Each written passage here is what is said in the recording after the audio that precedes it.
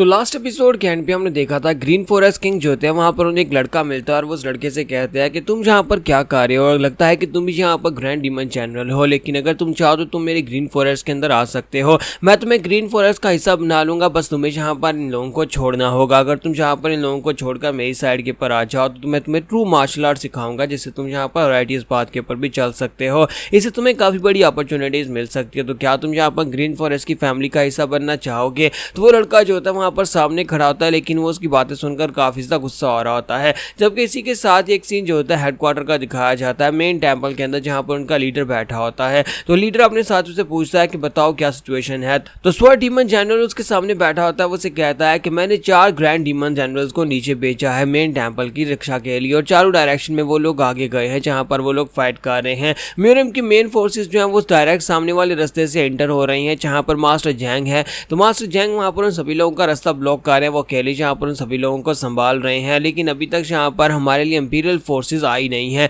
Imperial army की forces ने background में पीछे से आकर उनके ऊपर अटैक करना था, लेकिन वो अभी तक यहाँ पर पहुंची नहीं है। मुझे लगता है कि थोड़ा बहुत मुश्किल का सामना करना पड़ेगा, क्योंकि वहां पर जोखा भी है और जोखा के साथ साथ बाकी के सभी म्यूरियम के 10 ग्रेटेस्ट मार्शल मास्टर्स भी हैं। लेकिन ह्यूमन डिस्ट्रॉइंग डीमन लॉर्ड यानी कि ग्रीन फॉरेस्ट किंग जो है वो इनके साथ नहीं है। मुझे लगता है कि वो डिफरेंट अप्रोच करने वाला है, वो डिफरेंट तरीके से या फिर डिफरेंट रास्ते से आकर हमारे पर अटैक करेगा। हो सकता है कि वो भी यहाँ पर टेंपल की तरफ आगे बढ़ रहा हो। तो ये बात सुनने के बाद उसका लीडर उसे कहता है ग्रीन फॉरेस्ट किंग वो तो बीस्ट की तरह है, और मुझे लगता है कि वो इसी तरह बीस्ट की तरह ही घात लगाकर हमारे पर अटैक करने वाला है। वो किसी और रास्ते से ही अटैक करेगा, वो किसी और रास्ते से आने की कोशिश करेगा। मैं चाहता हूं कि अपनी सर्वेलेंस को और भी ज्यादा बढ़ा दिया जाए, अपने लोगों को और भी यहाँ पर पहरे के ऊपर लगा दो। अगर कोई डीमन जनरल्स बचे हैं उन सभी को भी यहाँ पर पहरे के ऊपर लगा दो। तो स्वर डीमन उसे कहता है कि सर आपको बिल्कुल परेशान होने की जरूरत नहीं है, मैं यहाँ पर सब कुछ कर लूंगा, मैं सब कुछ संभाल रहा हूँ। सर्वेलेंस एरिया को मैंने बढ़ा दिया है और साथ ही यहाँ पर डीमन जनरल्स को मैंने यहाँ पर आके भेज दिया है।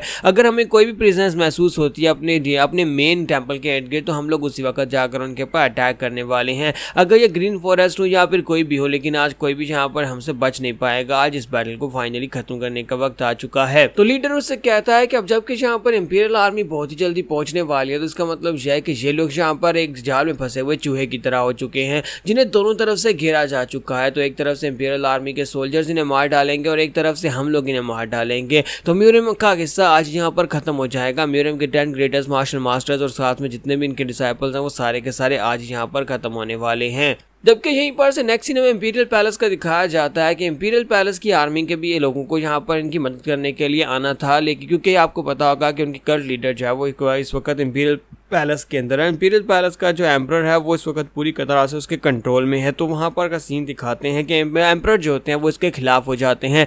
एम्परर अपनी जो इंपीरियल आर्मी होती है उसको लेकर उसके खिलाफ आकर खड़े होते हैं। वो सभी लोग अपने वेपन उसकी तरफ करके खड़े होते हैं। तो हमारी जो क्वीन होती है वो उससे कहती है कि ये क्या हो रहा है, क्या तुम एम्परर मेरे खिलाफ यहाँ पर जाने की कोशिश कर रहे हो? मैंने इतने सालों तक तुम्हारी इतनी मदद की, तुमने जो मांगा मैंने तुम्हें दिया, और आज फाइनली जब मुझे यहाँ पर तुम्हारी जरूरत है उस वक्त तुम यहाँ पर मेरे खिलाफ खड़े हो गए हो। आयरा तुम्हें मुझसे क्या चाहिए? तो बात सुनने के बाद एम्परर से कहते हैं कि अपनी बकवास बंद करो, मुझे फाइनली यहाँ पर तुम्हारे बारे में पता चल चुका है कि तुम एक घटिया औरत हो।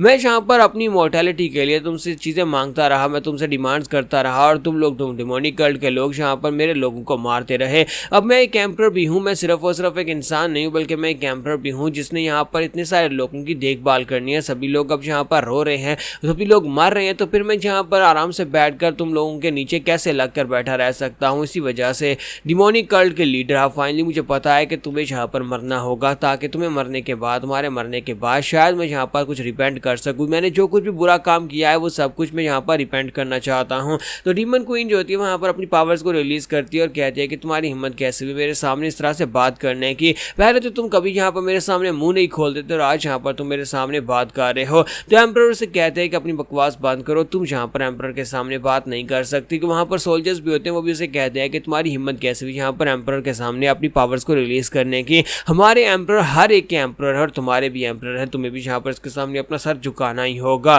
तो एम्परर से कहते हैं कि एक लंबे समय तक मैं तुम्हारी बातें मानता रहा और मैंने अपनी आवाम को निगलेक्ट किया, लेकिन अब फाइनली यहाँ पर वक्त आ चुका है कि मैं आवाम की बात सुनूं। आवाम इस वक्त रो रही है और मैं जहाँ पर उनकी आवाज़ सुन चुका हूँ। मुझे पता है कि मुझे अपनी जिम्मेदारी को पूरा करना है। कैमरा होने के नाते मुझे जहाँ पर उन लोगों के लिए इस खतरे से निमटना होगा। जितना हो सका मैं जहाँ पर ये ज़रूर करूँगा। मैंने अपनी बेवकूफ़ी की वजह से अपनी इमॉर्टैलिटी हासिल करने के लिए तुम जैसी कमीनी औरत को जहाँ पर रखा, लेकिन तुमने जहाँ पर क्या किया, तुमने जहाँ पर रहते हुए बहुत सारे लोगों को मार डाला। हमारी म्यूजियम के अंदर, हमारी इस पूरे इलाके के अंदर जितने लोग थे उन सभी में से बहुत सारे लोगों को तुम लोगों ने मार डाला। उनका सैक्रिफाइस देकर अपनी पावर्स हासिल करती रही, लेकिन अब फाइनली तुम्हारे मरने का वक्त है। और इसी के साथ ही वो एक सोल्जर जो होता है उसके ऊपर अटैक करने के लिए आगे बढ़ता है। तो डीमन क्वीन कहती है क्या तुम लोगों को वाकई में लगता है कि तुम सभी लोग यहाँ पर मुझे मार सकते हो? मेरे पास सुपर पावर्स हैं, जबकि तुम सभी लोग बस शाम से सोल्जर्स। और इसी के साथ ही वो वहाँ पर अपने हाथ को घुमाकर उनके ऊपर अटैक करती है और उनसे कहते हैं कि तुम में से कोई भी इस लायक नहीं है कि मुझे मार सके। क्या तुम्हें वाकई में लगा था कि तुम लोग यहाँ पर मुझे मार सकते हो? एक एम्परर जो कि अपनी लालच के लिए इतने सालों तक यहाँ पर हमारे साथ जुड़ा रहा और आज अचानक यहाँ पर उसके अंदर अवाम का दर्द जाग, वो ये सोच रहा है कि वो यहाँ पर डीमन क्वीन को मार सकता है। फाइनली जब हमें तुम्हारी मदद की जरूरत पड़ी तब तुम एम्परर यहाँ पर अपनी बात से मुकर रहे हो।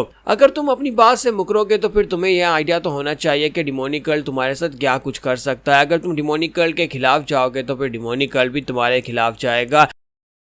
तो यहीं पर से नेक्स्ट सीन जो होता है फिर से फाइटिंग एरिया का दिखाया जाता है, जहां पर हमारी जो म्यूजियम की आर्मी होती है उनकी फाइटिंग स्पिरिट और भी ज्यादा बढ़ती जा रही होती है, क्योंकि डिमोनिक कर्ल की मेन फोर्सेस जो है वो पीछे हटती जा रही हैं और उनके काफी ज्यादा कम सोल्जर्स रह गए हैं। और डिमोनिक सोल्जर्स जो कि मॉन्स्टर्स और डीमंस में चेंज हो गए थे उन सभी को भी मार दिया गया और पीछे से भी उनकी कोई बैकअप सपोर्ट नहीं आने वाली। तो उसी के साथ ही वो लोग और भी तेजी के साथ आगे बढ़ते हैं, उनको मारना स्टार्ट कर देते हैं। तो हमारे स्वॉर्ड सुप्रीम उन लोगों से कहता है कि हाँ जल्दी करो, आगे बढ़ो, इन सभी लोगों को मारते मारते आगे बढ़ते जाओ, हम लोग इनके मेन टेंपल तक पहुंच जाएंगे। जबकि डीमन जनरल मास्टर जैंग जो होता है वो कहता है कि ये क्या हो रहा है, इंपीरियल आर्मी को अभी तक पहुंच जाना चाहिए था। हमें कहा गया था कि इंपीरियल आर्मी पीछे से आएगी जिसकी वजह से इन्हें भागने का मौका भी नहीं मिलेगा, लेकिन अभी तक यहाँ पर उनसे कोई भी न्यूज़ नहीं है। ऐसा कैसे हो सकता है कि यहाँ पर इंपीरियल आर्मी के लोग नहीं आए? कहीं ऐसा ना हो कि मुझे यहाँ पर अपनी ओमनीपोटेंस पावर्स को यूज़ करना पड़े, यानी मुझे भी अपने डिमोनिक पावर्स को यूज़ करना पड़े। अगर मैंने उनको यूज़ किया तो फिर तो यहाँ पर मुझे काफ़ी ज़्यादा ह्यूमिलिएशन को फेस करना पड़ेगा कि मैं भी यहाँ पर एक डीमन में चेंज हो गया। तो स्वॉर्ड सुप्रीम उसके ऊपर अटैक करने के लिए आगे बढ़ते हैं और उसे कहता है कि मुझे यहाँ पर दिखाई दे रहा है कि तुम कुछ सोच रहे हो,